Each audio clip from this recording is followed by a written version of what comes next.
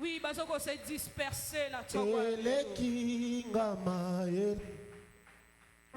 Esalinga kubanga ngaina kende kuapi nazongi naliziba esika nazwaka makasi esika nazongaka ya sika kanga ekuke ya satana na bongo inama peselema telema nalonga zambe alola nalonga oh nalonga zambanya muke nalonga oh salanga nalonga zambe alosa nalonga oh esila boyete boyete boyete balonga ngaite ngaite ngaite oh nakoya na sete sete na sete ona suka boyete boyete boyete ona zakose kangai loboko na yo zala nanga bali aye ekweya ye makambo ebongwana nalonga angabi kabwa nalonga oh nalonga sababi kabwa nalonga yawe salama nalonga zambanya buke nalonga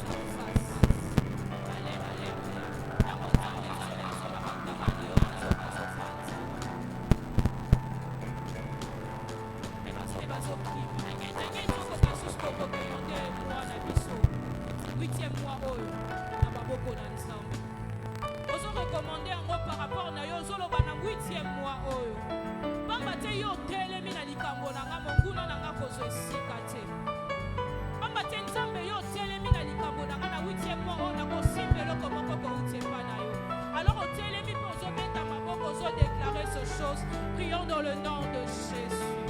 Prions dans le nom de Jésus. Oui, dans un dimanche à Liboso, il y a moi, il y a août. Bien-aimé, bondez la pointe à moi, là. Bien-aimé, bondez la. Recommande ce mois entre les mains de Dieu. Recommande ce mois entre les mains de Dieu. Dans le nom de Jésus. Dans le nom de Jésus. Éternel Dieu de gloire, recommande ton mois entre les mains de Dieu.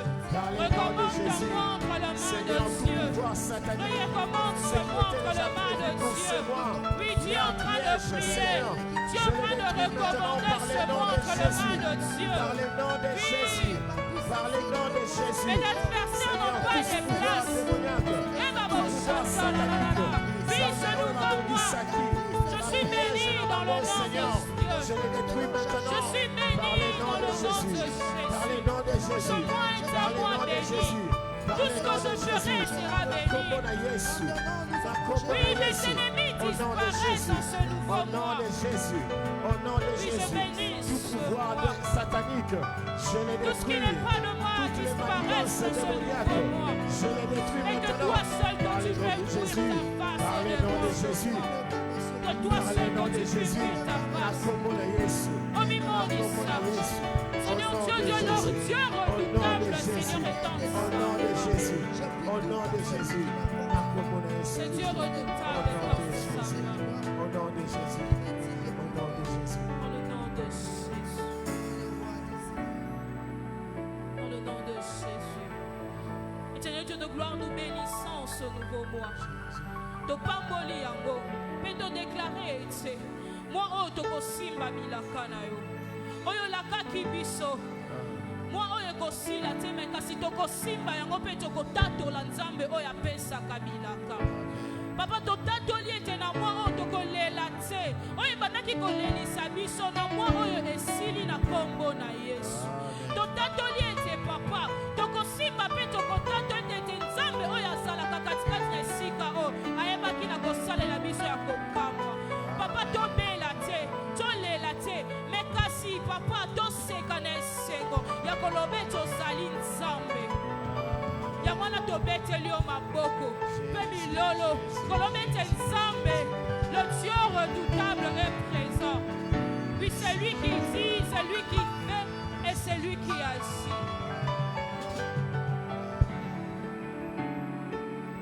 Alléluia. Amen. Alléluia. Amen. Alléluia.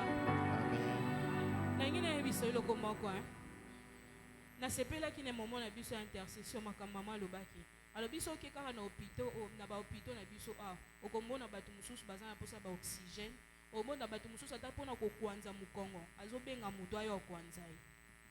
Alléluia. Amen. Ata ne fût-ce que mpona kotelema ya pamba oyo konioloka eza compliqué mais yo otelemi ozonioloka ozoloba ozwi kutu makasi ya kolia lipa na ti komela mpe na ti ozwi mpe makasi ya kolia fufu koya na ntongo ya lelo ozotambola mpo ozoweyela taxi so tokende na bopito oxygène ya pamba oyo ezokute combien mais kasi yo nanga toza na pema bien aimé eloko nini oleki na yango eza bobelese grâce na nzambe pamba ti asali yo ngolu ete na ntongo ya lelo lisusu ozala parmi bato oyo babengami bato ya bomoi Est-ce que moto moko koki kobetela nzambe maboko?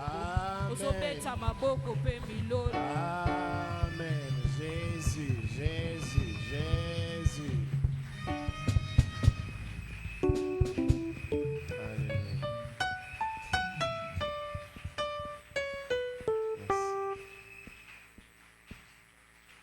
Alléluia. Nango to bengi la sœur Dolly ako ya pona loyembo moko. Amen.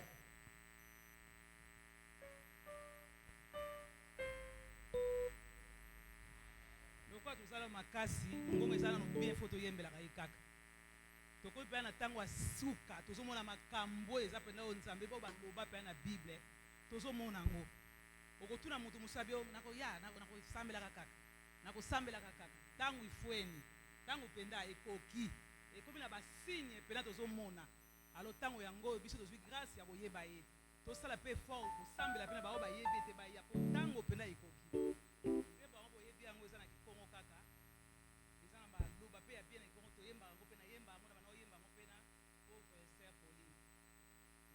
Fuku dieka suka ntangu yeka seluka Yesu lweki Alleluia.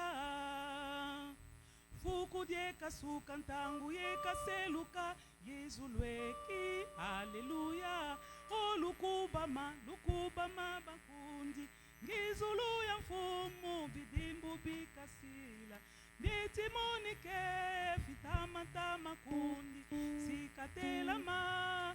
Alleluia mwana muntu o lukubama bakundi ngizulu ya mfumu bidimbu bikasila nitimonike fitama kundi sikatelama. Alleluia mwana muntu wetete ngonda tango bina sotuka Yesu lweki Alleluia. Wetete ngonda tango bina sotuka Yesu lweki Alleluia. O lukubama bakundi ngizulu ya mfumu bidimbu bikasila bitimonike bitama kundi sikatelama.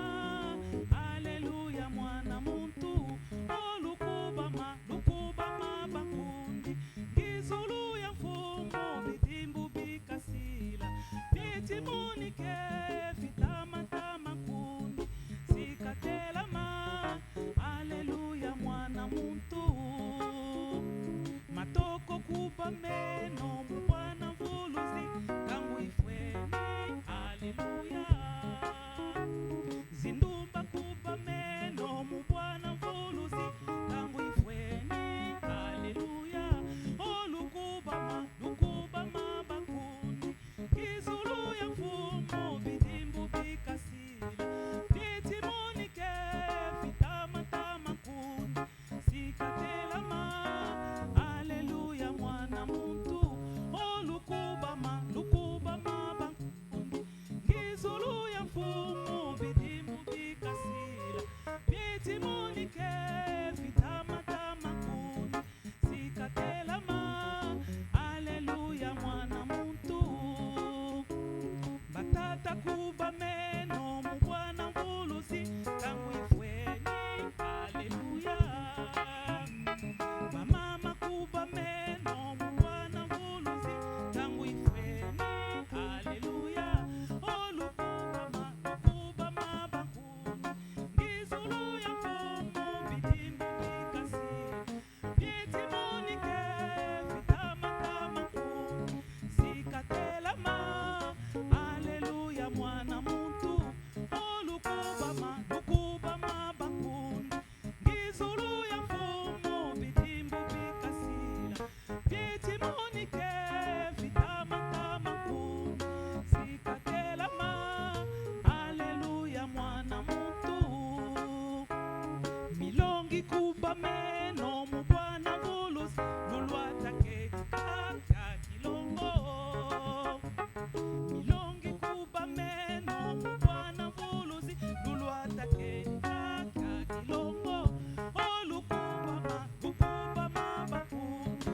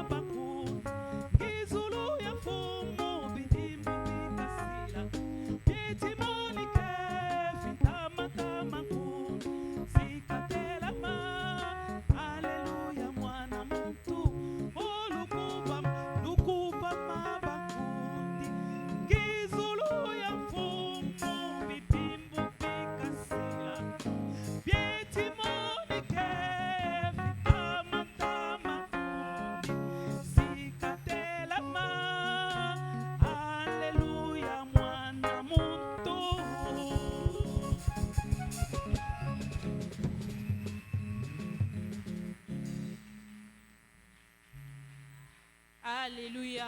Amen. Alléluia. Siko telema. Telema to nito kumisa nzambe. Ozo telema. Nenge sale mokombo meka na ngo bouger mo mke. Olongo na malili bouger mo mke ni oloka mo bana tongo est-ce que bouger mo mke. Est-ce que bouger ki? Bana tongo bando la muka. Est-ce que bouger mo mke ni oloka mo mke. Yebisa muntu da za pembe no to liko kumisa nzambe oya bateli biso. To liko kumisa nzambe oya bombi biso.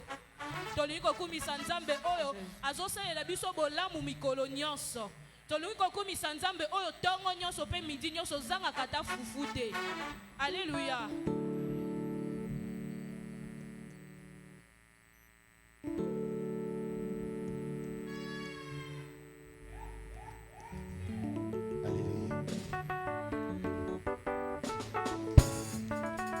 Alléluia.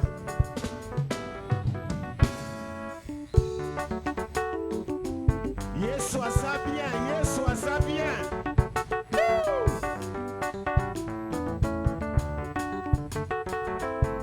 Boya kotala ye. Azana bongo ye. Kolo Yesu alongoli ngasoni. Masia Yesu akabeli ngabomoye. Boya boya boya ye. Boya kotala. Boya kotala. Azana momo. Yesu. Kolo Yesu alongoli ngasoni. Ay ay ay ay ay. Yesu akabeli ngabomoye. Boya kotala. Azana momo. Yesu alongolinga soni Masia Yesu akabelinga bomoye Moki esimela kinga mabanga po kufa Lisumu nasala ki esengela kinga inaleka Kolo Yesu azi esika na ngaye Alobi na ngaiva ene peshoki Boya boya boya Boya kutala Boya kutala mama filo Azana momoye Samba longoli Yesu Kolo Yesu alongoli masoni Apesi ngai de bomoye Asi Yesu akabeli nga bomoye Boya boya boya Boya kutala Boya kutala Azana momoye Kolo Yesu alongoli masoni Apesi ngai de bomoye Asi Yesu akabeli nga bomoye Nazalaka ya kotelengana na mokili Otomasubu nani atalanga na miso mawaye Kolo Yesu azi esika na ngaye Kolo Yesu apesi nga te bomoye Boya boya boya ye Boya kutala ye Nakomi pe moto asika ngayo Azana momoye Yesu Kolo Yesu alongoli ngasoni Apesi nga ide bomoye Masia Yesu akabeli nga bomoye Natalela kaka yo Yesu Ayebi yoko wakisa ngai te ya Natalela kaka yo Yesu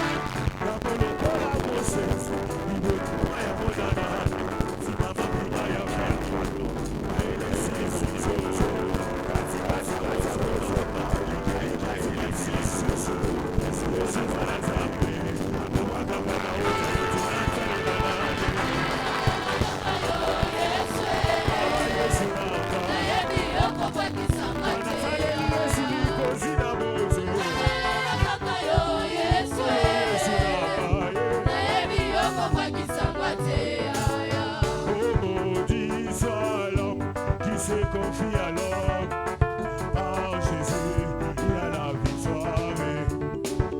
Maudit soit l'homme qui se confie alors, c'est Jésus, il y a la victoire. Ozali libanga, Yesu nanga, Ozali libanga nanga, makasi nanga, elonga nanga, kolo Yesu. Onasimi kaka yo, kosantu na lola, pona yebi yenjo, ekosimba kaka. Ozali libanga nanga, makasi nanga, elonga nanga, kolo Yesu. Obisembo ya mokili ekosila kaka, kasi oya yo ekosila jamais. Ozali libanga nanga, makasi nanga, elonga nanga, kolo Yesu. Onasimi kaka yo, kosantu na lola, pona yebi yenjo, ekosimba kaka. Ozali libanga nanga, makasi nanga, elonga nanga, kolo Yesu. Ajiwe, ajiwe yo, ajiwe yo, ajiwe, ajiwe, ajiwe, ajiwe yo, ajiwe. Jiwa jabusi, ajiwe, ajiwe, ajiwe, jiwa jabusi, ajiwe, ajiwe, ajiwe, ajiwe, ajiwe, ajiwe, ajiwe, ajiwe, ajiwe, ajiwe, ajiwe, ajiwe, ajiwe.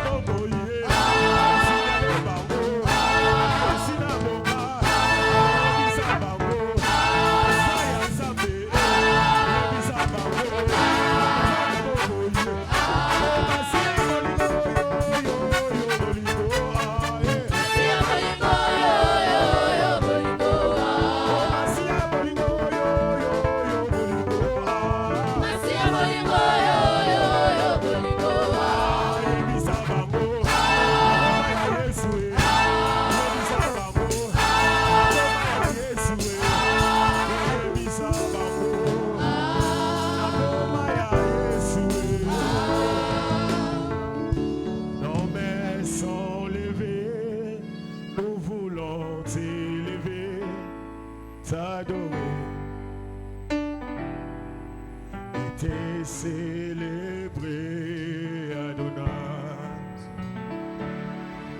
tu es le Père de tous ceux qui ont le Fils en eux, tu es Dieu,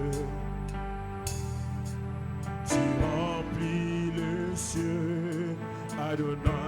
Nos mains sont levées.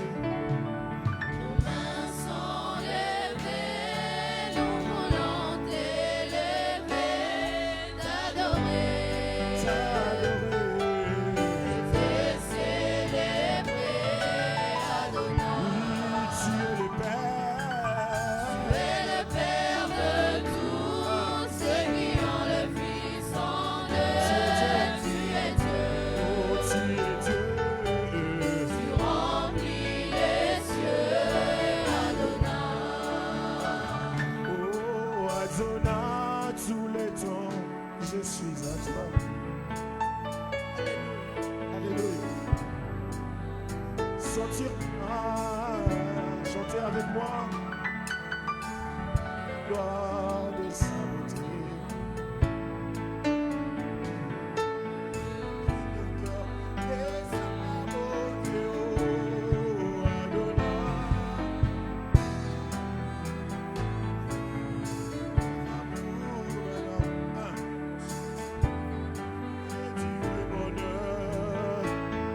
Tous les jours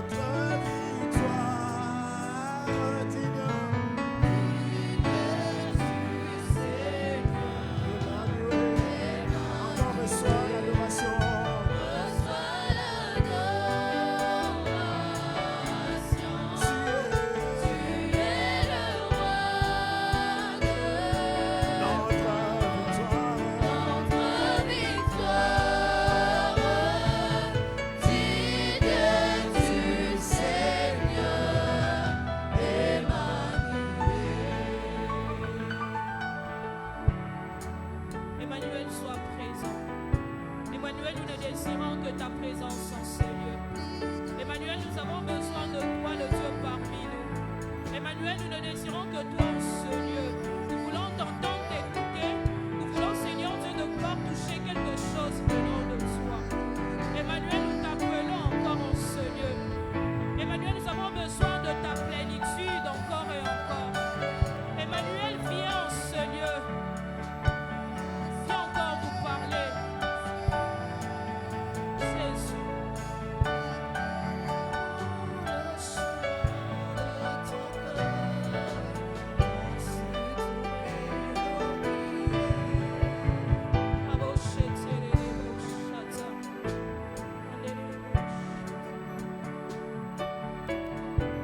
Est-ce que nous pouvons nous mettre debout, s'il vous plaît? Nous allons disposer nos cœurs pour écouter la parole de Dieu.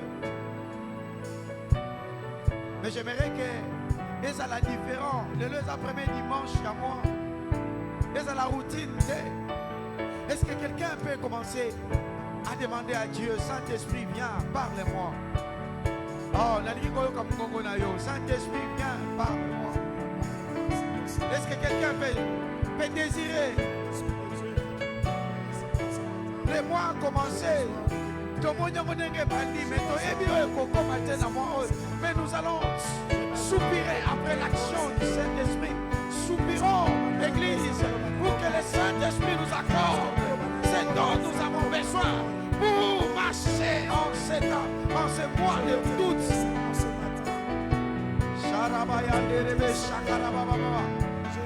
Ah, est-ce que quelqu'un est en train de monter dans la prière? Est-ce que quelqu'un est en train de monter dans la prière? Est-ce que quelqu'un est en train de souhaiter? Saint-Esprit, viens, parle-nous, oriente-nous, car il est écrit, vous écouterez une voix qui vous dira, voici le chemin et marchez-y. Seigneur, nous voulons écouter de ta part. Seigneur Dieu de gloire, c'est nous devons appliquer pour ce mois. Viens, Saint-Esprit, viens, Saint-Esprit, viens, Saint-Esprit, viens, Saint-Esprit, viens, Saint-Esprit, viens, Saint-Esprit, viens, Saint-Esprit. Nous avons besoin de toi ce matin. Oh, glorifie le nom de Jésus. Glorifie la parole de Dieu dans nos cœurs. Glorifie, glorifie, glorifie la parole de Dieu dans nos cœurs. Parle-moi, Seigneur. Parle-moi, Seigneur. Parle-moi, Seigneur. Jésus. J'aimerais que tu soupires. Avec la chorale, nous allons chanter. Quand il descend, l'atmosphère change. Il y a transfert entre ciel et terre.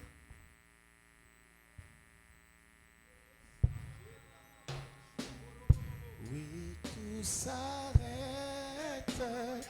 Il y a transfert entre quand tu descends.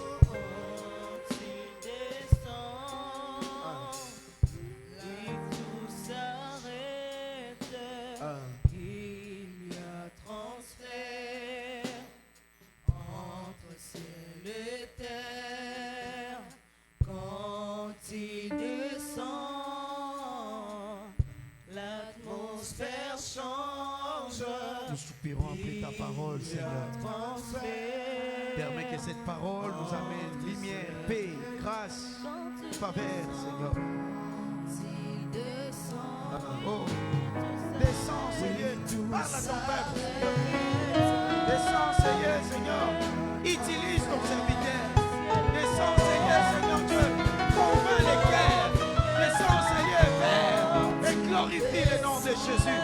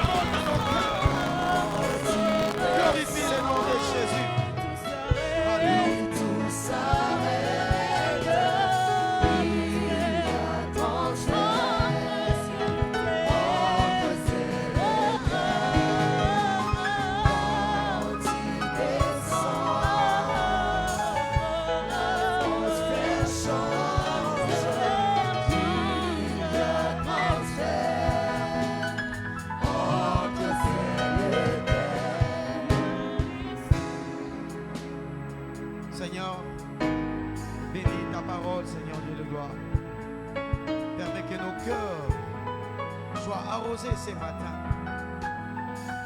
Et que Seigneur Dieu de gloire, nos questionnements, nos incertitudes, Seigneur, trouvent des réponses fidèles à travers les messages de ce matin.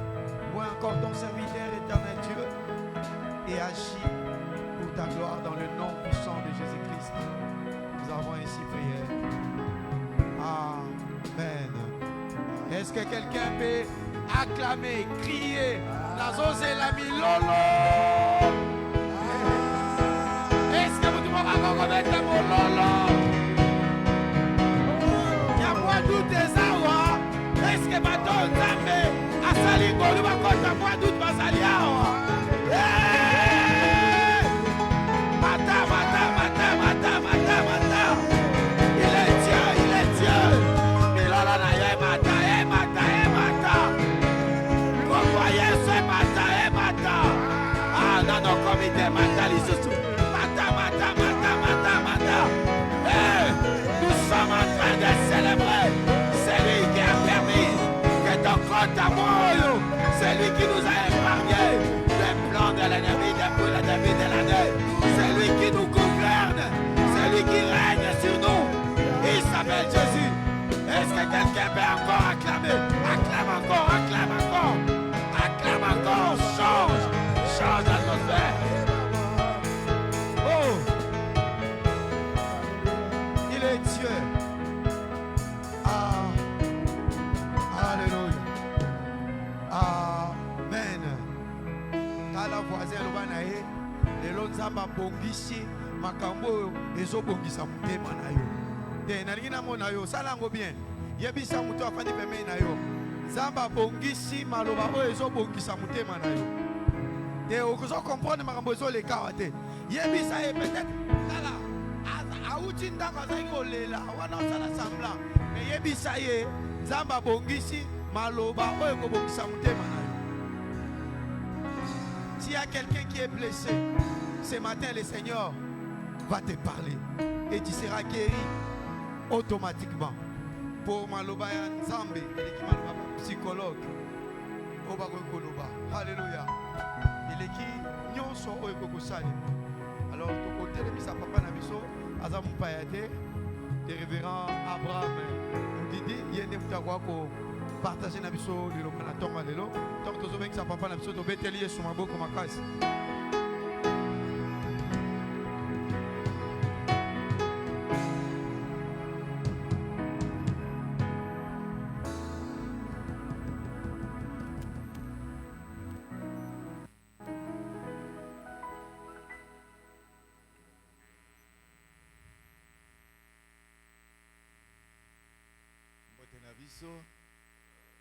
Mbote lisusu.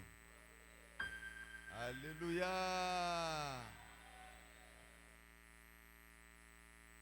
Esengo ezali mingi ya kokutana na dimanche ya lelo mpona koyoka liloba na Nzambe. Boyei malamu na ndako na tata. Nasimbami na liloba moko euti kobima awa na tongo ete tokomi na tango ya pasi mingi penza. Bongo tomilengelaka tango nyonso tozala pre mpo ete bilembo oyo ekomama na Biblia ezali kokokisama. Ya solo bilembo ekokisama ekomama na Bible ezali kokokisama. Tango ezali kokoma ya pasi mingi mingi mpo na bandimi ya Yesu Kristo oyo tobengaka bakristo.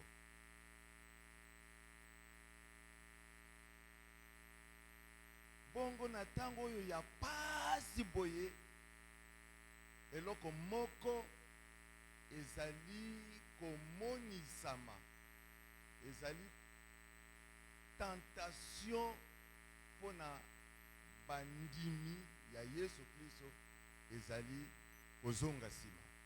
Po pasi ezali mingi bandimi bazali tente ya kozonga nsima, ya kolemba na bomoi na bango ya kimokristo, kolemba na misala ya Yesu, kolemba na makambo nyonso oyo etali bomoi ya kimokristo.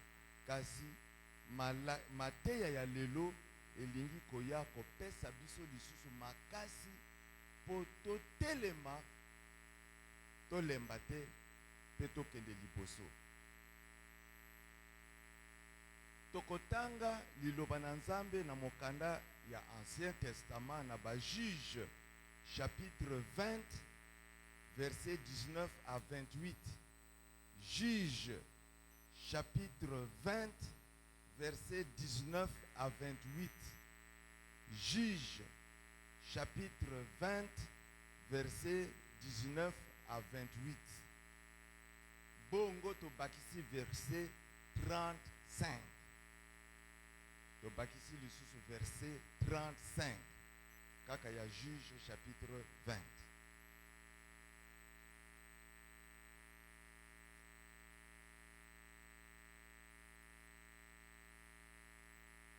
Amen.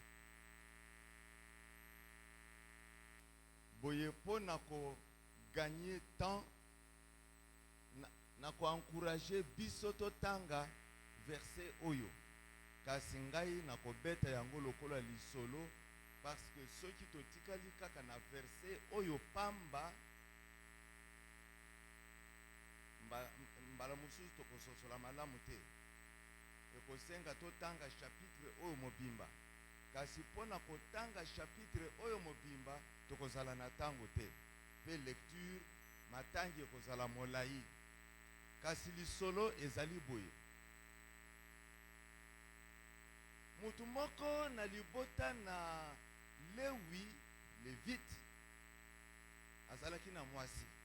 Bayokanaki malamu te, mwasi akimi akeye epai na bango.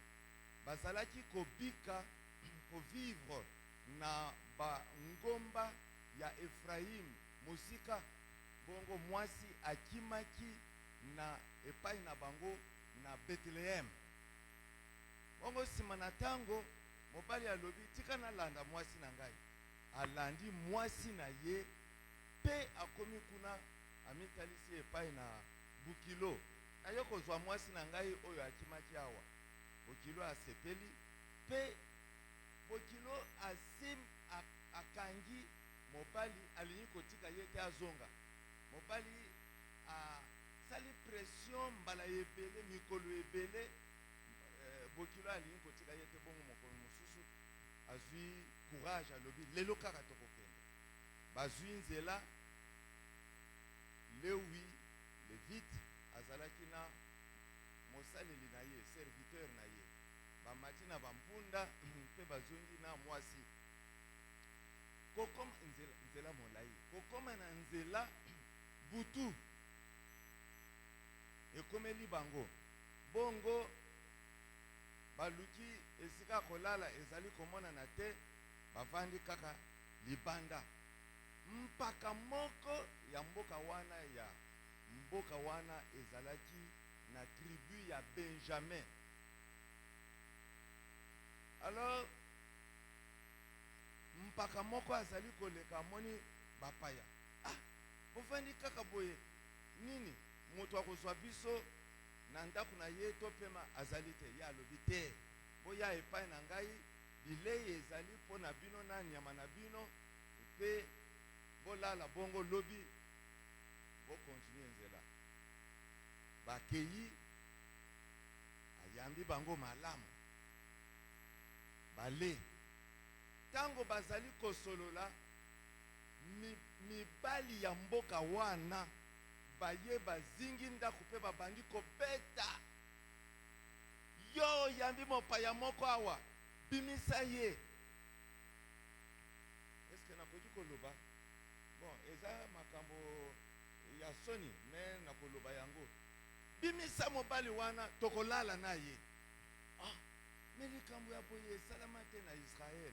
Bon, pokolala na mobali. Nazali na mwana na ngai ya mwasi kutana na mobali te. Pe ye mopaya na ngai aza mpe na mwasi na ye nabimisela bino bango comme ça te biso tolingi kaka mobali alobi ekokoka te bongo nsima na yango abimisaki mwasi ya levite mibali wana basakani na ye butu mobimba banda mpokwa ti tongo suka na yango mwasi akufi mpe na ntango batiki ye aye po akota na ndako me moyen eza te akwei na seuil na porte ya ndako mpe maboko boye esimbi na porte ntongo etani levite alobi bon nakobi mobembo na ngai afongola porte atala boye mwasi na ye akwei wana abengi ye mama telema tokende eyano moko te telema tokende eyano moko te atali akufi bongo azwi ye atie ye na likolo na mpunda mpe bakontinue mobembo bon mboka wana Gibeya ezali mboka na libota ya Benjamin moko na batribu ya Israel tango akomi epai na ye kuna na ngomba ya Efraim akamati ebembe akati yango biteni 12 bongo akaboli chaque tribu atindeli bango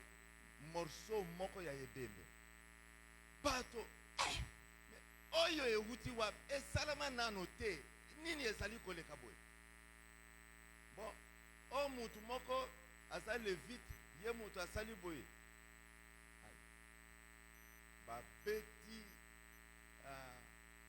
babengaka nini tangwa donc communiquer na Israel mobimba tosangana esika moko tosolola likambo oyo euti wapi basangani tribu ya Benjamin bayete leur basangani bazo mokolo mwasi azali yebisa biso likambo nini abetili bango lisolo ndenge na uti kobeta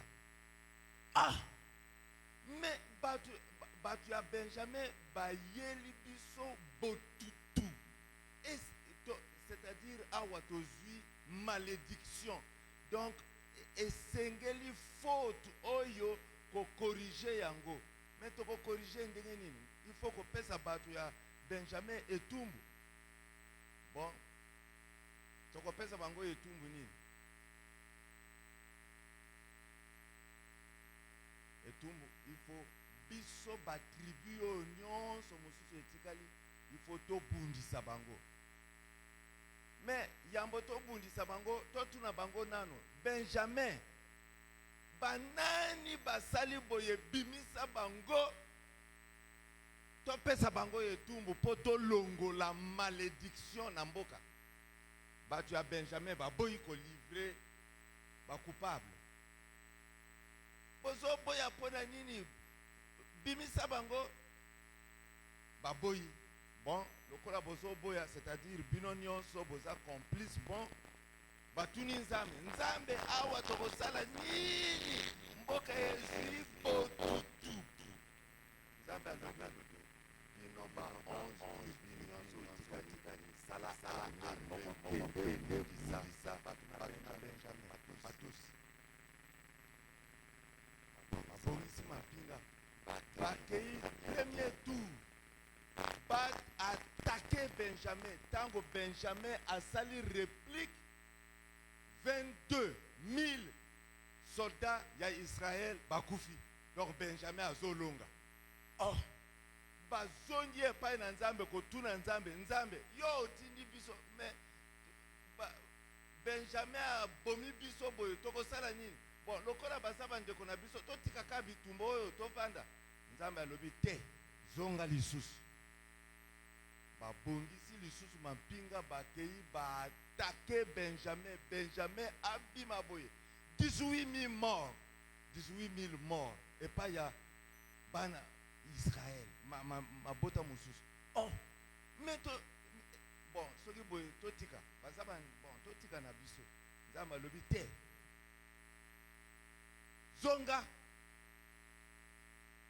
oyo mbala misato kasi alobi zonga nakopesa bino elonga. Alors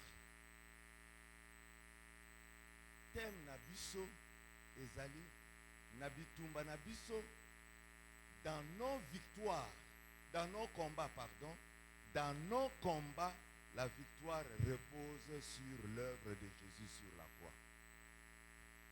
Na babitumba na biso elonga evandisami likolo na mosala oyo Yesu Kristo asalaki na ekulusu. Bandeko, lisolo oyo eza lisolo moko ekotrouble biso mingi mpona komona Nzambe. Bon, botuni Nzambe, Nzambe alobi sala boye, bosali yango me bomoni ke bozolonga te. Bakretien mingi, bakristo mingi balembi likolo na makambo oyo. Atosaka Nzambe, azosala oyo Nzambe azosenga ye kosala, kasi apparemment azokoéchouer, victoire eza te. Alors ezotrouble bakretien mingi akodeside kaka natika eza na ntina kokontinue te vie oyo. Bamosusu bon tika kaka nameka nzoto me na motema na ye mpenza komipesa lisusu ezali te. E na eta oyo ekoki kozala ngai, ekoki kozala yo awa osi olembi bongo penepene ya kotika to ozali kaka kokontinue na réalité. Zele ya kala esila, bolingo ya kosala Nzambe esila, donc oza kokende kaka tika na kende me makasi lisusu ezali te ya kopika vie chrétienne. Po tososola texte oyo eza malamu toyeba ezali libota na Nzambe na mobimba na yango Israël 12 tribus moko esali masumu likambo basalaki wana epekisami na liloba na Nzambe na Ancien Testament mobimba kobanda na mibeko ya Moïse. Moto akolala na mobali na ye, mobali akolala na mobali te, kasi pe viol pour violer mwasi ya mutu to n'importe quelle femme, viol oyo jusqu'à ce que mwasi akufi. C'est une horreur, une abomination. Est-ce que makambo oyo na Kinshasa pe ezosalema? Ezosalema? Boza sur ezosalema? Bongo bango bayoki pe bamoni ke oyo ememi botutu malédiction. Il faut que ça la nini soki malédiction ekoti. Il faut qu'on réparer. Il faut réparation. Yambeba. Réparation. Réparation na ndenge nini? Réparer par une punition. Il faut etumbu ya réparation pour la faute oyo. Bana Israël basosolaki yango. Pe basali nini? Batuni Nzambe. Tokende bitumba to te. Nzambe alobi kende. Est-ce que bazali en accord na plan ya Nzambe to bazali na libanda ya plan ya Nzambe? Bino bomoni nini? Tokopesa syllabus, tokopesa bilia. Mais pour na koya na formation ngana futela kabino tike aller retour. Na découragé.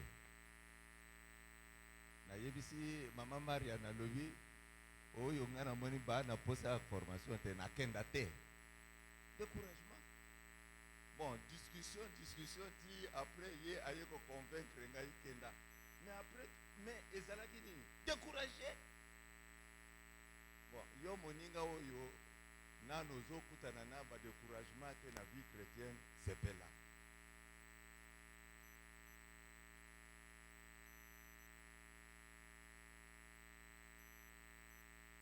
mais soki ozali ka moko na ngai na ntongo ya lelo nzambe azali koyebisa biso message oyo ekolengisa biso.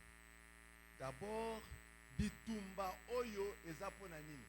Bitumba oyo eye kobima parce que bato oyo 10 tribus balingi kokokisa volonté ya nzambe mpona kolongola mabe yango ememeli bango bitumba. Bon, mbala mingi bazali kopesa biso baséminaire na baséminaire sur combat spirituel, mais malakisi mingi ya combat spirituel oyo elakisamaka na mboka na biso na nango d'accord penza te. Na contexte oyo bitumba euti mpona nini? Parce que ba 10 tribus oyo balingi kotikala engebene na volonté ya nzambe, kokokisa volonté ya nzambe mpona kolongola mabe na kati ya mboka na bango, bongo malédiction elongwa. Tikana loba boye cause ebandeli ya combat chrétien na kati na bomoi na biso ezali kowuta na choix oyo biso tozali kosala vis-à-vis ya mabe. Soki oyo ezali mabe, alors nga nasali choix ya kotikala na kote ya mabe, nga na problème te. Mais soki oyo eza mabe, nga nasali choix ya kotikala na kote ya nzambe mpona kobundisa mpo na kolongola mabe, wana ebandeli ya combat. Il est possible que combat na yo ezali parce que tu es chrétien et tu veux vivre la vie chrétienne dans la volonté de Dieu. Alors, il ne faut pas s'étonner na yango. Wana ezali yo lobi nini? Bake kotuna ba directive epai mususu te. Batuni directive epai na motambusi ya kan oyo bango baponi kozala. Alors, na texte na biso soki okodi koma verset 18, verset 23, verset 26, verset 27 na verset 28. Bomoni verset 18, verset 23, verset 26, verset 27, verset 28. Combien de fois? 1, 2, 3, 4, 5 fois. Bazali Bible les a koloba, ils ont consulté Dieu. Batuni nzambe. Consulter Dieu na makambo nyonso, bitumba nyonso oza kokutana na yango. Consulter nzambe. Pe 5 fois ezali koloba, consulter ye kolemba te. À tout moment, au consulter ye, solola na ye. Et quelque part, na ba verset wana ba lobi, ban Israël ba wumela ki dans la présence de Dieu.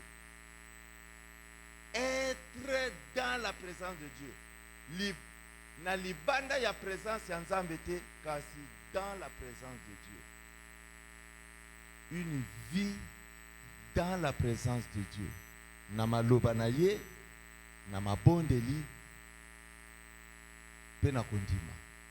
Eza biloko ezotia biso na présence ya nzambe. Et na bisika wana na makambo wana tokozonga sima te. Chaque fois présence ya nzambe. Comment? À partir de ma foi, nazali koumela dans la parole de Dieu, dans la prière. Présence ya nzambe. Est-ce que vous avez sa vie na yo chaque fois dans la présence de Dieu, même dans des difficultés?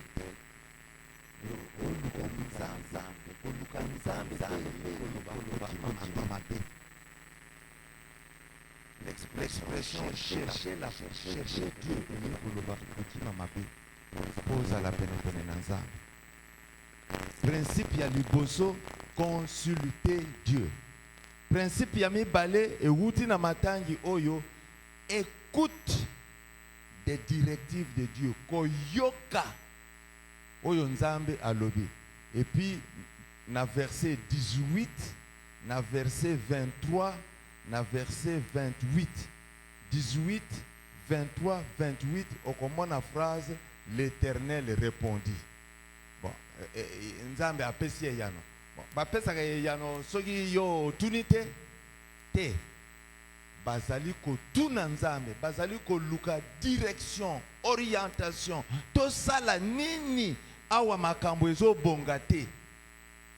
Et l'Éternel répondit. Notre Dieu, Jehovah Shammah, azali nzambe oyo ayokaka pe ayanolaka. Akanga monoko te ayanolaka. Problème ezali tozo yoka ye malamu te.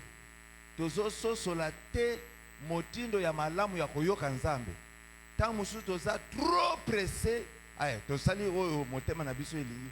Tant mususu ba mingongo eza kilikili na ya bato na ezo wuta wapi na ya bonkoko na sangisa alors moyen ya kotomawa koyoka malamu oyo nzambe akoloba eza te.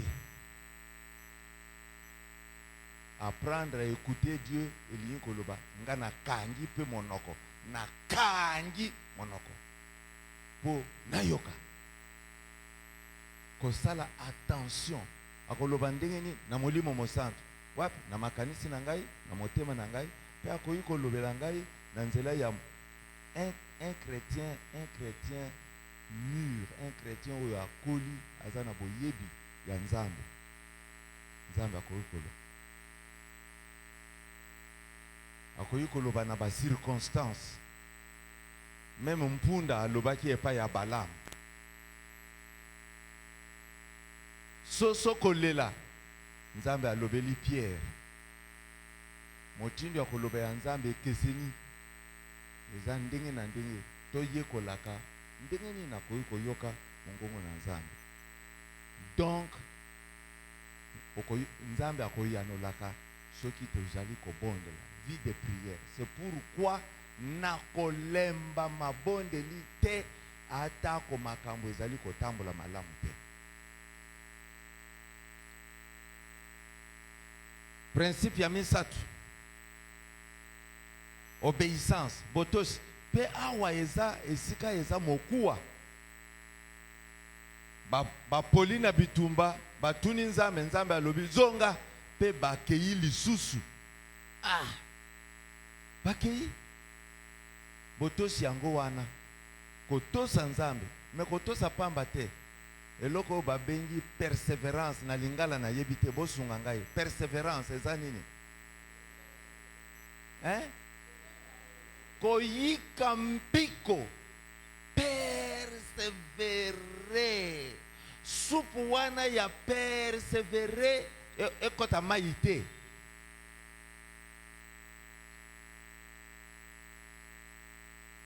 Koyika mpiko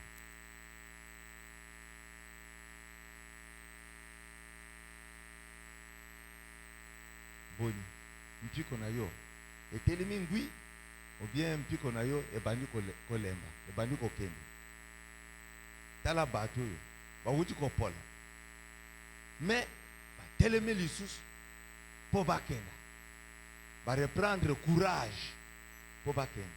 Bon, pour yango salama, il faut que zala na eloko na français babengi détermination. Na ibite na lingala ezani détermination. Donc kozala na décision qui no na koma na suka sokote na kotika te. Kozala déterminé. Pona elonga. Verset 22 Bible lobi Bana Israël reprirent courage. Bon, yo oyo liloba oyo ezoko ya kokuta yo na tango yo olembi posa otika.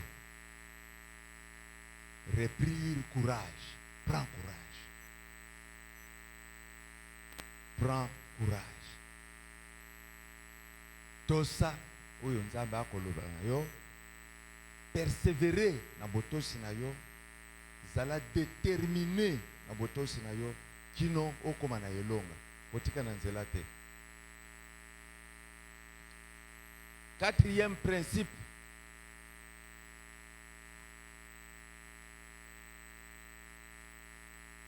ezali kotikala na kondima la foi, confiance. Bomoni bato ba kotia confiance na Nzambe atako ezo simba te, mais ba kotia confiance, ba kozongela koyekemela, donc kotiela Nzambe confiance, yango wana babengi foi. Et puis komikaba na Nzambe consécration sans réserve, bazali komikaba na Nzambe sans réserve. Bon, texte oyo nga moko na moni me Nzambe yo okolobela ngai nini komipesa. Boyebi pona nini Nzambe ako kosenga bango bamipesa. La plus grande question est kozala Nzambe ayebisi bango bunda bake babundi et puis balongi te. Pourquoi? Mbala liboso ba échoué, mbala mibale ba échoué, bongo na mbala misatu Nzambe akoyebisa bango kende lobi akopesa bino victoire elonga. Ba ko échoué pona nini? Boyebi mbala mingi tozali kosala oyo Nzambe alingi, maintenant mwa ndambo ya confiance tozotia na makoki na biso moko, na makoki na biso moko. Alors texte oyo pona kolimbola yango malamu, ban Israël baza bale batondi balobi oyo eza exemple po bososola. Bale batondi balobi toza na makasi tokokende bitumba po bale batondi balo ba kena bitumba ba échoué. Ko échoué ezali kotalisa lokola basanzi. Alors Nzambe azolinga bango basanza mbala liboso, basanza mbala mibale, jusqu'à ce que bazala dépouillé na yebite na lingala. Basanza oyo nyonso ya kibomoto na bango bazo kanisa, parce que nous sommes 10 tribus, nous sommes une grande armée, bango baza une petite tribu, to leki bango na mingi, to leki bango na minduki. Non, foi ezali, mais lisusu baza ko compter sur makoki na bango, kibomoto na bango. Plusieurs fois nous prions comme ça, dans des situations difficiles, mais vous comptez encore sur vos propres capacités. Et na yesika wana Nzambe atalaka koloba, soki na pesi victoire awa, akoya koloba ete eza makasi na ye moto elongisi ye. Alors il faut totikala tina eta oto suki to moni awa na koki lisusu te esili. Bongo nde makasi na ye. Demain, je te donnerai la victoire. Et ça, le col Gédéon accueilli à former une grande armée. Pour Babunda. Nzambe alobi avec cette armée, ce qui n'appelle bino bitum victoire. Boko loba eza bino moko parce que boza est belé. Gédéon pona seulement 300 personnes. Zongi ça pas mususu. Pona seulement 300 eta oyo boko bimona te et toko kokate. Bon, nzai nzambe na koko kisabino. Ba mususu zongi ça bango. Et Gédéon a poni kaka 300 pour kobundisa une grande armée de trois grands pays. Une armée avec des centaines de milliers de soldats. 300 pamba. Est-ce que aussi ko sanza makasi na yo nyonso kibomoto na yo parti na yo oyo ozotia nano confiance nakozwa parce que j'ai encore un peu d'argent, nakozwa parce que je suis encore jeune, j'ai la force, nakozwa parce que bon bamibange bakoki kotiela nzambe, ils n'ont plus la force, nzambe motema, ils n'ont plus la force physique. Moi j'ai encore un peu de force physique. Dieu peut nous conduire dans des échecs pour comme à niveau ya comment on a été ici. Je ne peux plus compter sur moi-même, il faut compter seulement sur Dieu.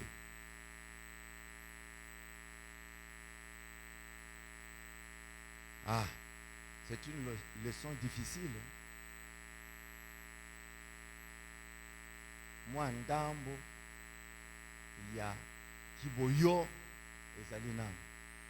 Dieu peut te conduire dans l'échec. Exacte que alingi yote, exacte que alingi okufa te, mais alingi okoma na niveau oyo okoyeba ko dépendre bien na ye parce que omi monike awa na tikali na eloko te. Na tikali na eloko te.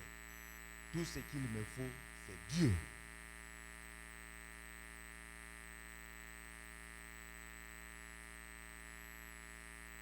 Alors bokomona na texte oyo ban Israël soki bazongeli nzambe bakovanda baleli toute la journée ba jeûner bazoko se repentir, repentance, ko reconnaître ba limite na bango, ko reconnaître que en réalité sengela kito bunda te parce que baza bandeko na biso, mais parce qu'il y a une faute oyo et ko mema ba répercussion na mboka, tous les pays sera maudit à cause de la faute na bango. Il faut réparer cette faute par une punition. Par une punition. Et bazo pour reconnaître toute cette situation, bazo reconnaître ba limite na bango.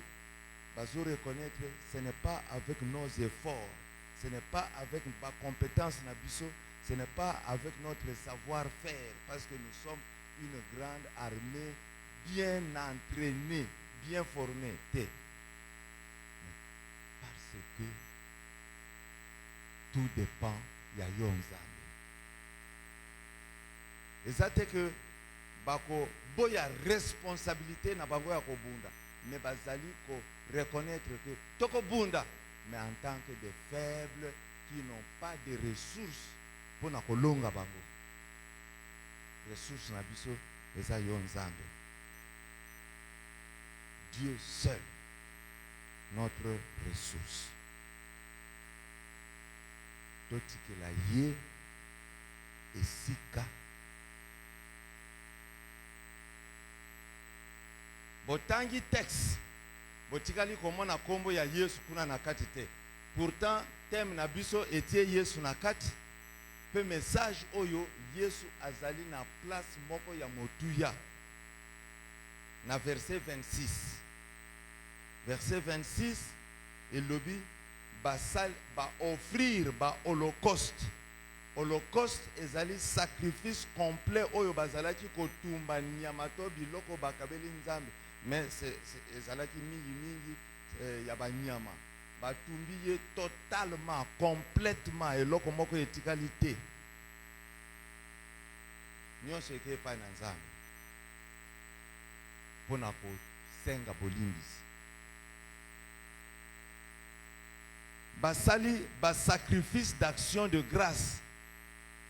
Sacrifice d'action de grâce ezali sacrifice mpona kozongisa communion ya malamu elongo na nzambe. Bien sûr ezali une forme ya remerciement, mais na mozindo na yango c'est ezali pour tozonga na malamu yokoyoka na malamu. Sacrifice d'action de grâce. Et puis verset oyo elobi na biso lisusu que arche de l'alliance ezalaki na mboka wana. Cette fois-ci, première fois ba mentionner arche de l'alliance, deuxième fois ba mentionner arche de l'alliance na lisolo, mais na troisième fois bazali ko mentionner arche de l'alliance, sanduku ya boyokani. Na ancien testament mobimba sanduku ya boyokani ezali elembo ya Jésus-Christ. parce que ezali sanduku ya boyokani na ema ya mayangani ezali esika oyo bato bazali koya nzambe azali koya pe bakutani wana. Le seul endroit oyo mutu na nzambe bakoki kokutana c'est en Jésus-Christ. En dehors de Jésus-Christ okokuta nzambe te. Okotikala kozala na bomoko na nzambe te. Arche d'alliance na biso, tabernacle na biso ezali Jésus-Christ po kati na ye nde nzambe na bato bazali kokutana.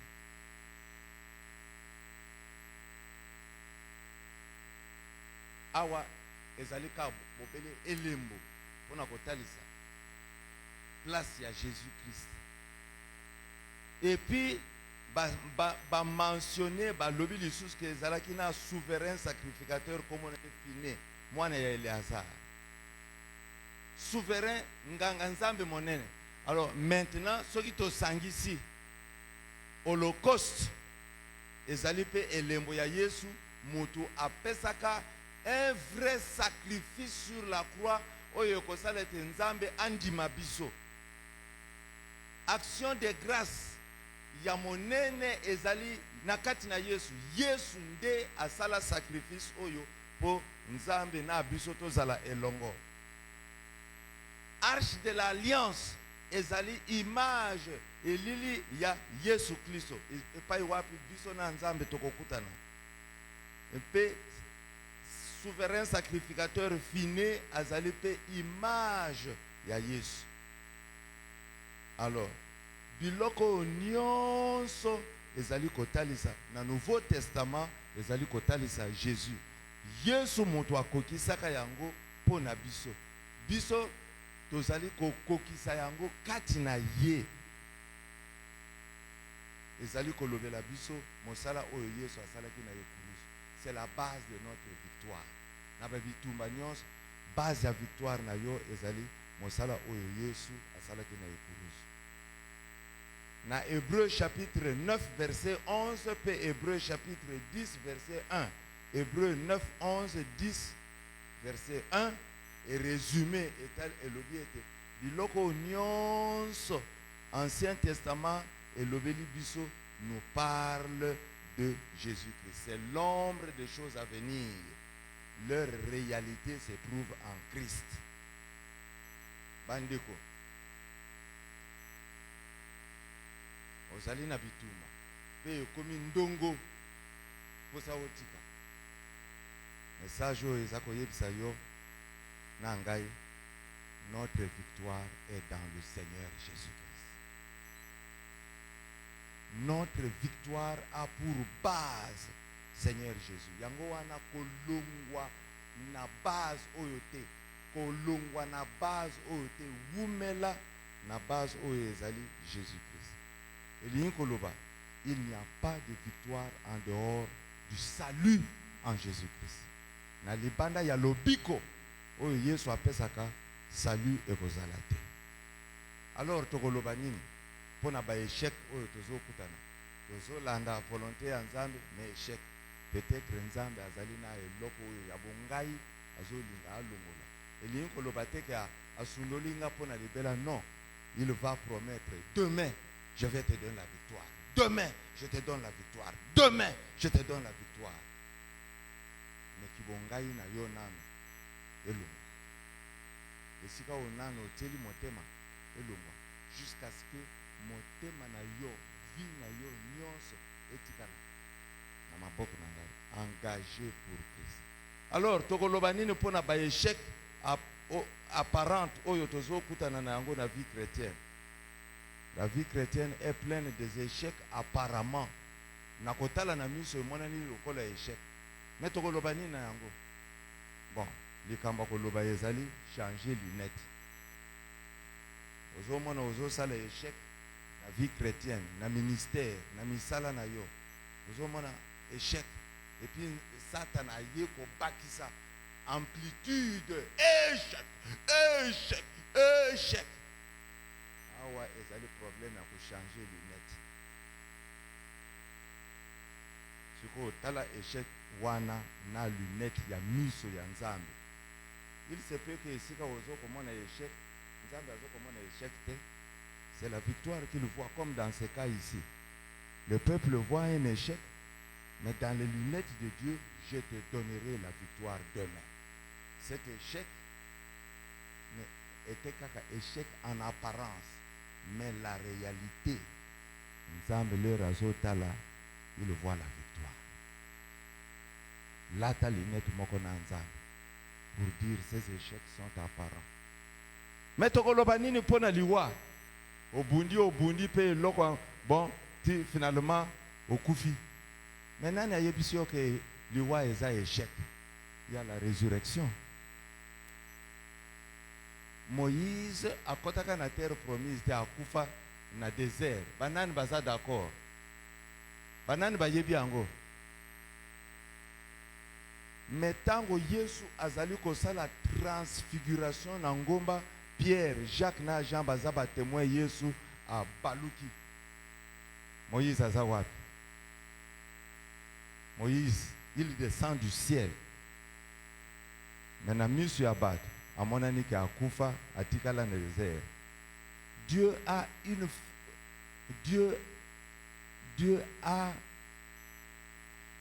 une page secrète. Oyo bobele ye pamba moto ayebi.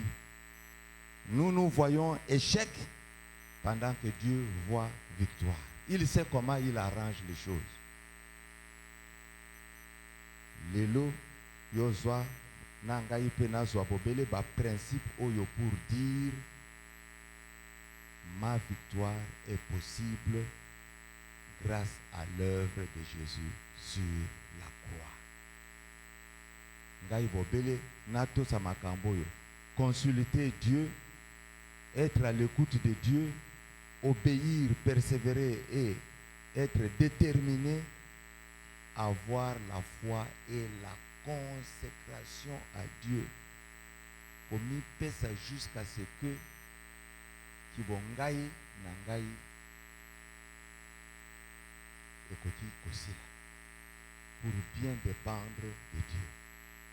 Le reste, l'œuvre de Jésus-Christ sur la croix suffit pour me donner, moi et vous, la victoire au Yobino, aux Ali, au Luca. Nos combats, c'est du fait que nous avons choisi d'être du côté de Dieu et de combattre le mal. Wana message na biso ya lelo. Nzambe apambola.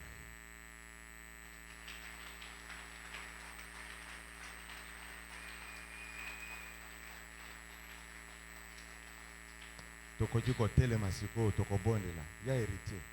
Tu veux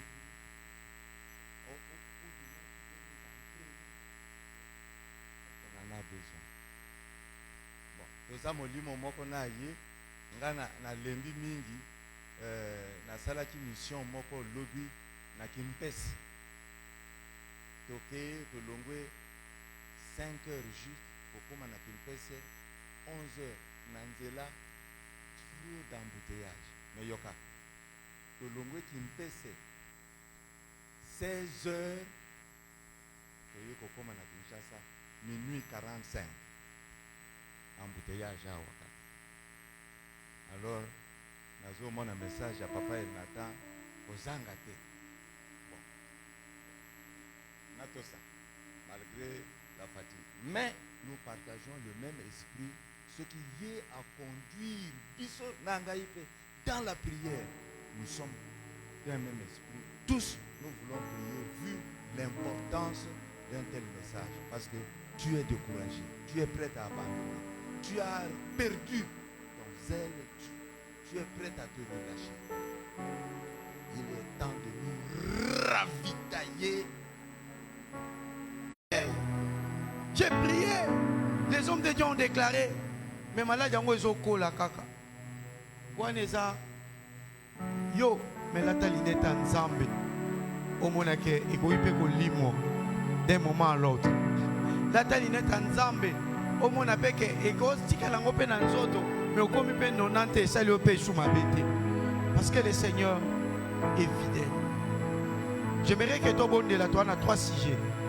Ozosenga na nzambe apesa yo makasi atelemisa yo esika bolembo ekotaki esika okomaki sur le point ya lâcher musala ya nzambe ya lâcher kondima parce que tu es convaincu par le monde et par toi-même que tu as échoué alors que Dieu voit une manière de te purifier par ses échecs afin que tant akopesa yo lokumu ezonge epai na ye.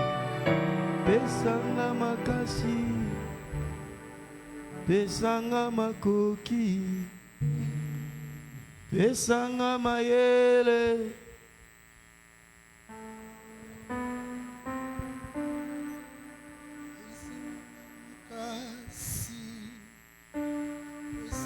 Yembango na conviction nyonso.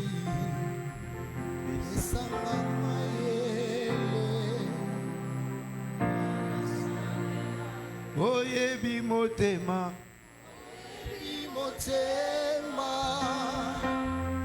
oyebi mabanzo, bisika na suki,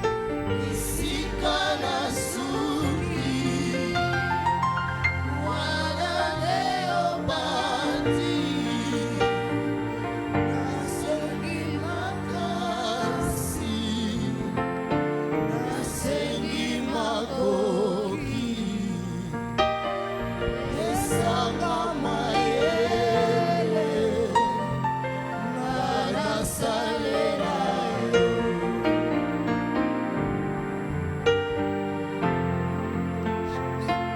Bandako bondela loba na Nzambe apesa yo makasi ozonga nsima te atelemisa yo lisusu esika wapi olembaki deja. Ça ne sert à rien na banga Nzambe po bato bazobanga Nzambe te bazokende liboso mais comme nazobanga Nzambe échec sur échec. Yebisa Nzambe apesa yo makasi. Est-ce que quelqu'un est en train de prier?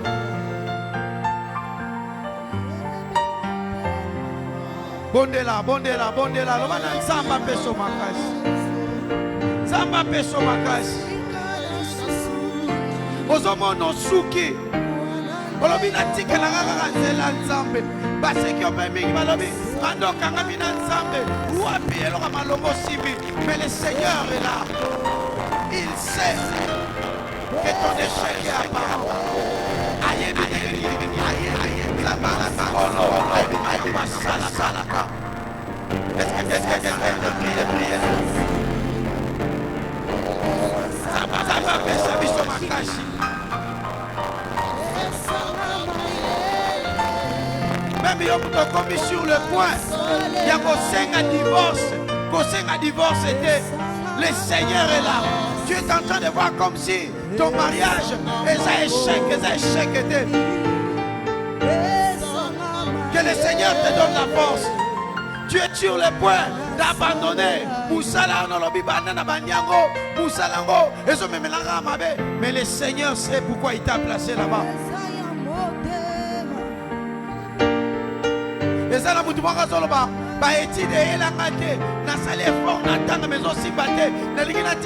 échec sur échec. Demande à Dieu. Après ça, yo makashi. Ça m'a fait ça, biso makoki. Il y a qu'à continuer.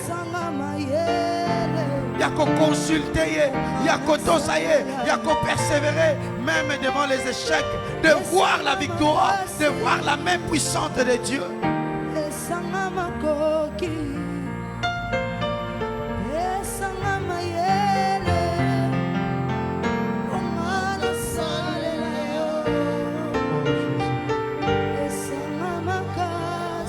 Nous allons profiter pour recommander le mois d'août. Nous sommes le premier dimanche du mois d'août. Aux obons de la d'une manière stratégique. Aux recommander mois août na maboko na Nzambe. Aux na Nzambe na mois on a ligi comme on échec te. Mais na ligi comme on a victoire na yo. Au bon de la pona ba déplacement na yo nyonso. Que le Seigneur asimba déplacement na yo nyonso. Peu importe les moyens de transport oh yo kozwa na moi Nzamba sécuriser yango. Au bon de la Nzambe a éloigné malade. A éloigné ma mauvaise nouvelle, vous aurez recommandé moi à août, vous aurez ensemble à éloigner maladie, à éloigner l'accident, vous aurez mis ensemble à confondre ma complot nyonso, oye salami na moi, oye salami, pendant moi tout na combo na yo, na libota na yo. Est-ce que quelqu'un est en train de prier et de recommander son mois? Le mois d'août, 8e mois, yebisa ensemble, le colo permettre na kota. Pas déplacement na nganyos, na swa moto, na katisa train, na kendewa, na mata avion, sambe bomba ngai, bomba libota na ngai, bomba église d'Oxadeo, éternel est Dieu de gloire, na zotika éternel est Dieu, oyo nyonso na kolia, oyo nyonso na komela, na foi oyo, na zotika, pas déplacement na ngai, na zotika, libota na ngai mobimba. Kolo, longola biso na maladie, longola biso na complot et mabe, longola biso na mauvaise nouvelle, longola biso Seigneur Dieu de gloire.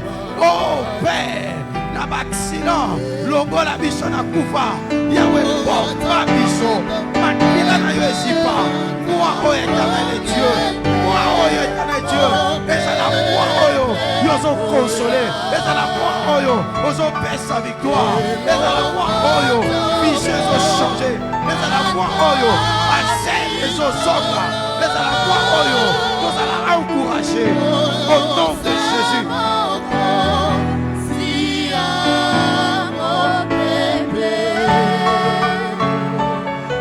Recommandez-moi na yo, recommandez tabu na yo, recommandez misala na yo, recommandez promesse na yo, recommandez bana na yo.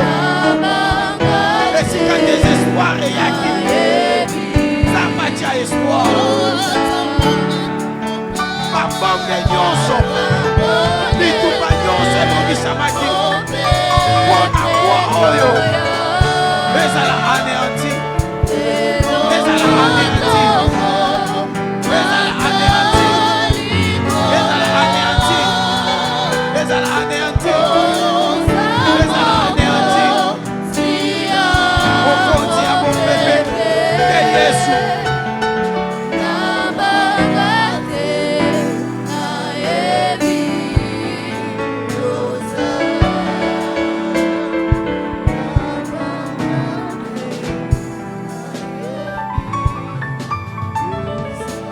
ozosilisa na sija suka oyo ozosenga na nzambe apesa yo vision ya sika lolenge ya sika komona makambo lolenge na komona makambo échanger omona te o bato bazolinga bamonisa yo na makasi me omona lolenge nzambe azomona tobondela kombo na Yesu. Seigneur, naboyi komona selon information, naboyi komona selon mokili, naboyi mpe komona selon ngai moko, me namona oyo lolenge yozomona. Esika yo moni échec te nga mpe namona échec te, esika yo moni impossibilité te nga mpe namona impossibilité te. Yaka Seigneur, yaka Seigneur, changer vision la vision, changer lolenge la vision à komona, changer lolenge la vision à komona na kombo na Yesu Kristo. Tika etozala nzambe kolo na bavi na biso eke mwa oyo ezala mwa oyo ozomema biso tolongwa, car il est écrit demain je te donnerai la victoire. Donne-nous la victoire, Seigneur.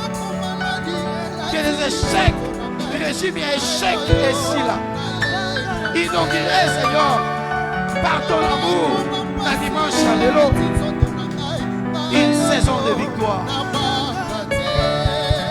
Osana biso, lobola kobanga, lobola kobanga, la peur d'échouer, la peur de mourir, la peur de perdre l'emploi, la peur de perdre les enfants, la peur de perdre le mariage, la peur quitte nos esprits et nos vies au nom de Jésus.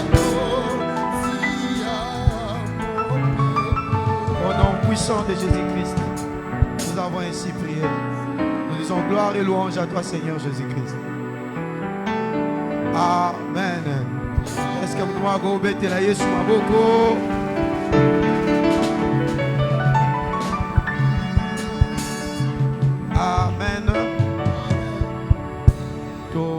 tokomi na ngonga ya kokabela nzambe tolingi toyamba badime na baaction de grâce obongisaki dime na yo na action de grâce okoki kopusana bongo mpe tokobenga papa mwaka akoya kobondela mpo na korecevoir yango.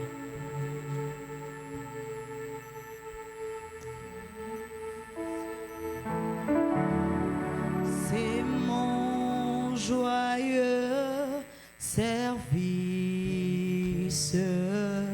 d'offrir à Jésus-Christ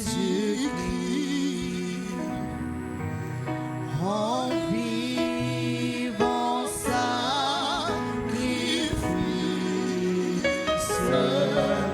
mon corps et mon espoir. Accepte mon offrande, bien-aimé Fils de Dieu, et que sur moi descende la grâce du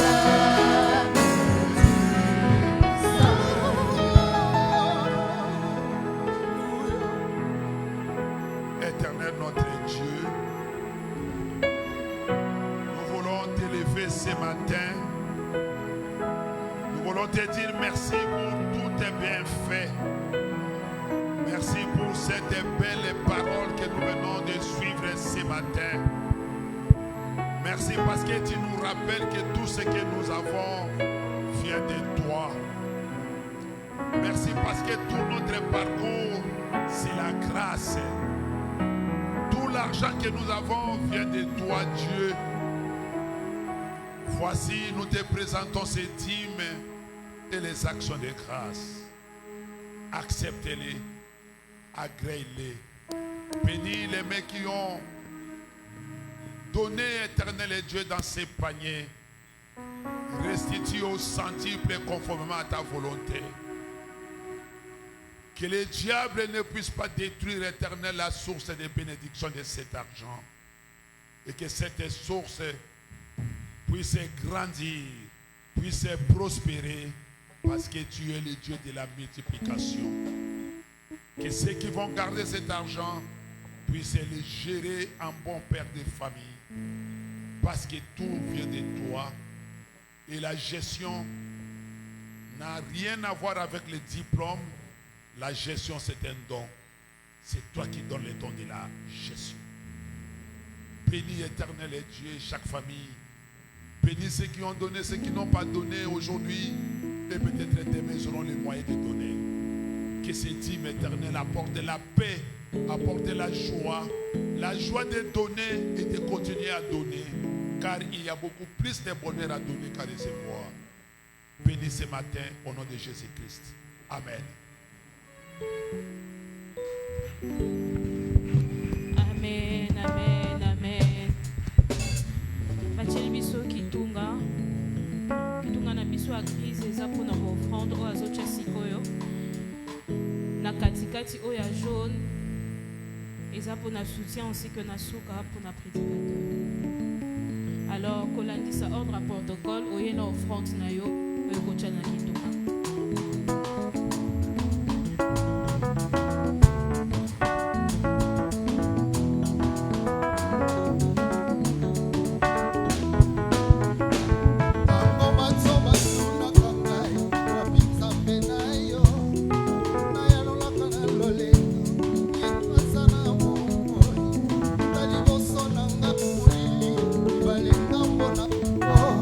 Nayebi yo kosala nzela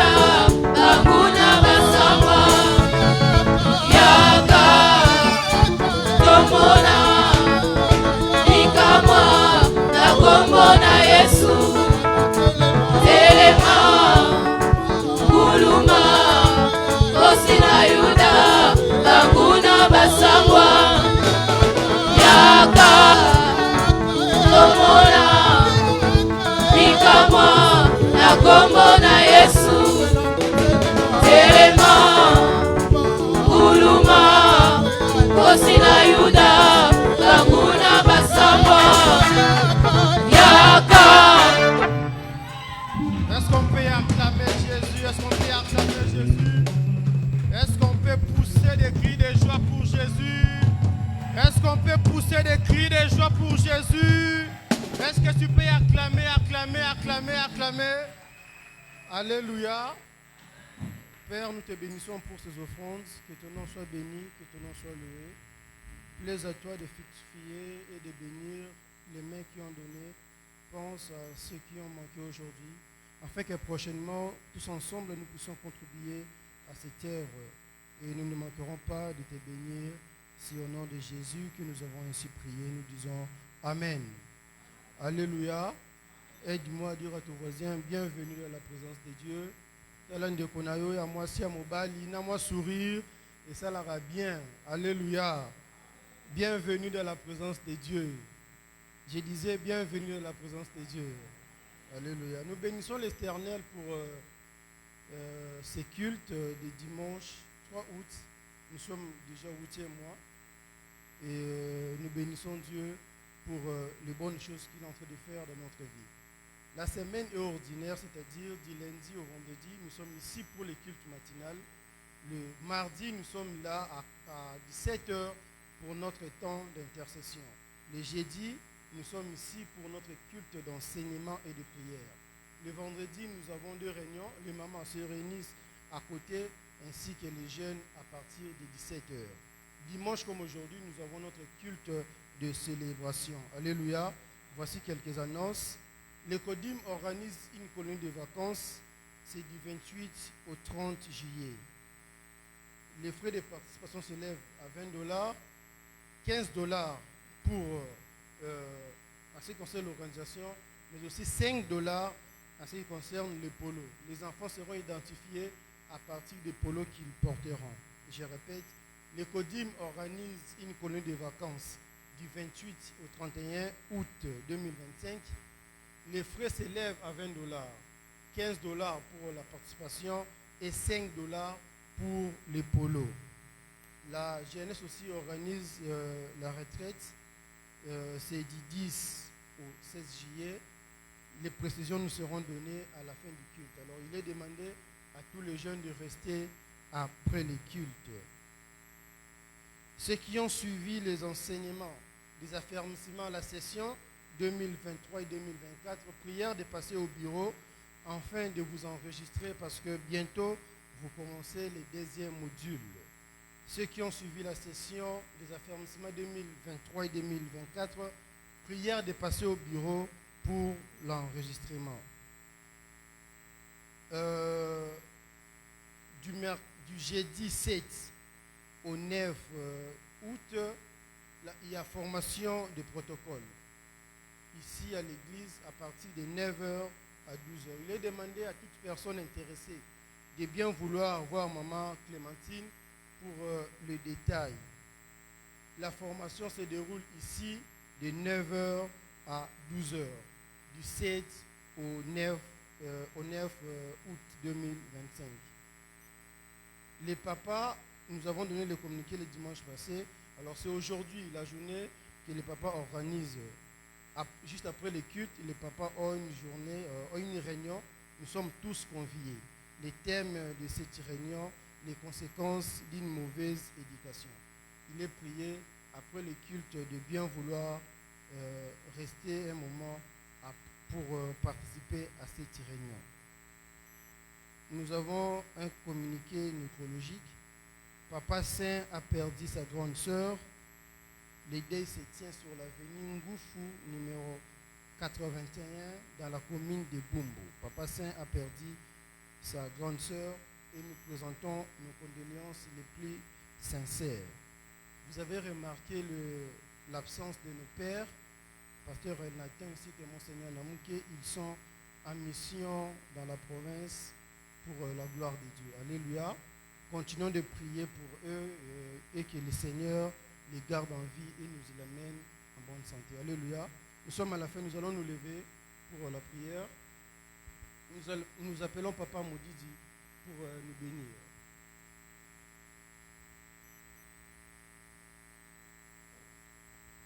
Prions d'abord pour ces serviteurs de Dieu qui sont en mission.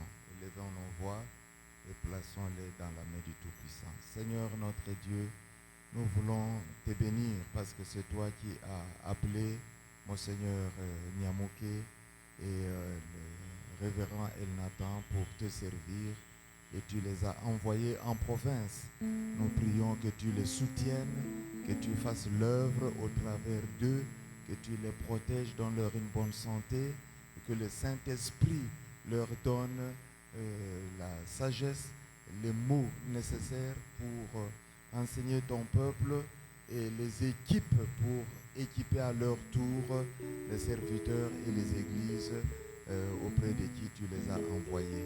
Soutiens-les pour voir leurs besoins et veille sur leur famille, Seigneur, qu'ils ont laissée au nom de Jésus-Christ.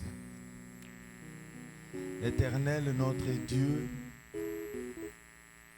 tu as parlé à ton peuple, tu veux un peuple fort, un peuple puissant, un peuple qui te sert tout entièrement avec un cœur sans partage.